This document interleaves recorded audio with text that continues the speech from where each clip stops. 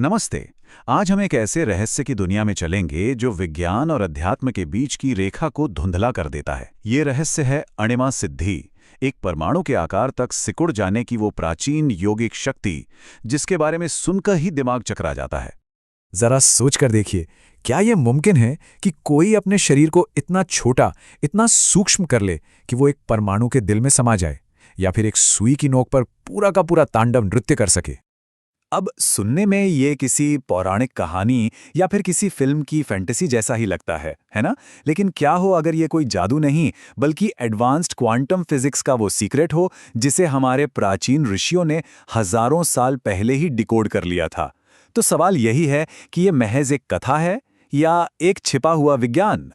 तो सबसे पहले चलिए इस शब्द को ही समझते हैं। अणिमा, ये शब्द संस्कृत के अणु से आया है, जिसका सीधा मतलब है परमाणु या एटम। अक्सर लोगों को लगता है कि इसका मतलब बस शरीर को चींटी जितना छोटा कर लेना है, लेकिन असलियत इससे कहीं ज्यादा गहरी और पेचीदा है। तो समझ लीजिए, ये सिर्फ साइज बदलने का कोई खेल नहीं है। ये खेल है मास और डेंसिटी, यानी कि द्रव्यमान और घनत्व पर पूरी तरह से महारत हासिल करने का। एक ऐसा विज्ञान जिसे समझना हर किसी के बस की बात बिल्कुल नहीं है। तो फिर इसके पीछे का साइंटिफिक लॉजिक क्या हो सकता है? चलिए इसे समझने की कोशिश करते हैं कि कैसे कोई भी इंसान सैद्धांतिक रूप से, मतलब थियोरेटिकली, इतना छोटा हो सकता है। ये जानकर शायद आपको हैरानी होगी कि आज की मॉडर्न साइंस कहती है कि एक एटम यानी परमाणु 99.99% सिर्फ खाली जगह होता है। अब इसका मतलब क्या हुआ? इसका मतलब ये हुआ कि हमारा शरीर, जो खरबों परमाणुओं से बना है, वो भी असल में लगभग पूरा का पूरा खाली है। इस आइडिया को और बेहतर तरीके से समझने के लिए सोचिए, अगर हम इंसानी शरीर के एटम्स के बीच की सारी खाली जगह निकाल दें तो पूरा का पूरा इंसान नमक के एक दाने से भी छोटा हो सकता है।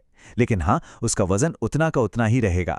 यही तो है अणिमा सिद्धि का सीक्रेट, एटॉमिक कंप्रेशन, यानी परमाणुओं को दबाने की चुनौती क्षमता। लेकिन एक योगी ये सब किसी मशीन से नहीं करता। वो तो अपने संकल्प यानी अपनी विल पावर और प्राण ऊर्जा के दम पर अपने फिजिकल शरीर को इतना सूक्ष्म बना लेता है कि पदार्थ की सारी सीमाएं टूट जाती हैं। और अब आते हैं इस पूरे विश्लेषण के सबसे दिलचस्प हिस्से पर, यानी प्राचीन योग और मॉडर्न क्वांटम फिजिक्स के बीच की वो हैरान कर देने वाली समानताएं जो आपको सोचने पर मजबूर कर देंगी। जब हम सुनते हैं कि कोई सिद्ध योगी अपने शरीर को इतना सूक्ष्म कर लेता है कि वो एक ठोस दीवार के आर पार निकल सकता है, तो ये अविश्वसनीय लगता है। लेकिन जानते हैं, आज के विज्ञान में इसी को क्वांटम टनलिंग कहते हैं। ये वो प्रक्रिया है जहां एक सब एटॉमिक पार्टिकल उन रुकावटों को पार कर जाता है जिन्हें पार करना फिजिकली नामुमकिन माना जाता है। इसका एक बहुत ही शानदार उदाहरण है कोयला और हीरा। दोनों एक ही चीज यानी कार्बन से बने हैं, लेकिन उनके एटम्स का अरेंजमेंट, उनकी संरचना उन्हें एक दूसरे से बिल्कुल अलग बना देती है। पतंजलि योग सूत्र भी यही कहता है कि जब कोई साधक पंच तत्वों पर कंट्रोल कर लेता है तो वो ठीक इसी तरह अपने शरीर के परमाणु की संरचना को भी बदल सकता है। जब कोई योगी इस सूक्ष्म अवस्था को पा लेता है तो उसके लिए रियलिटी यानी असलियत की परिभाषा ही बदल जाती है। समय और स्थान के सारे मायने खत्म हो जाते हैं। हमारे उपनिषदों में एक बहुत ही गहरा श्लोक आता है, अणोरणीयान महतोमय्यान। इसका अर्थ है कि जो आत्मा है वो अणु से भी ज्यादा सूक्ष्म है और सबसे विशाल चीज से भी ज्यादा महान। अणिमा सिद्धि शायद इसी परम सत्य की एक प्रैक्टिकल झलक है। और यहीं पर एक बहुत गहरा विरोधाभास सामने आता है। शरीर जितना छोटा होता जाता है, उसका अनुभव उतना ही विशाल। कल्पना कीजिए, जो हमारे लिए बस धूल का एक कण है, वो एक सिद्ध योगी के लिए पूरा का पूरा सोलर सिस्टम बन सकता है। और जिसे हम 1 सेकंड कहते हैं, वो इसके लिए एक युग जैसा लंबा अनुभव हो सकता है। मतलब इंद्रियां सिकुड़ती नहीं बल्कि अनंत गुना फैल जाती हैं।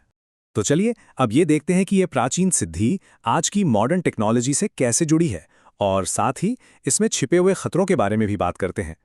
आज देखिए, साइंस नैनो टेक्नोलॉजी के जरिए उसी सूक्ष्म दुनिया में पहुंचने की कोशिश कर रहा है जिसे योगियों ने हजारों साल पहले ही खोज लिया था। फर्क सिर्फ रास्ते का है। मॉडर्न साइंस को बड़ी बड़ी मशीनें और अरबों खरबों की टेक्नोलॉजी चाहिए, जबकि योग विज्ञान ये कहता है कि इस ब्रह्मांड की सबसे एडवांस्ड मशीन तो खुद इंसान का शरीर और उसकी चेतना है। लेकिन हमारे शास्त्रों में जो चेतावनियां दी गई हैं वो सिर्फ डराने के लिए नहीं हैं। कहा जाता है कि अणिमा सिद्धि का एक स्याह पक्ष, एक डार्क साइड भी है। इस शक्ति के साथ उतने ही बड़े खतरे भी जुड़े हैं।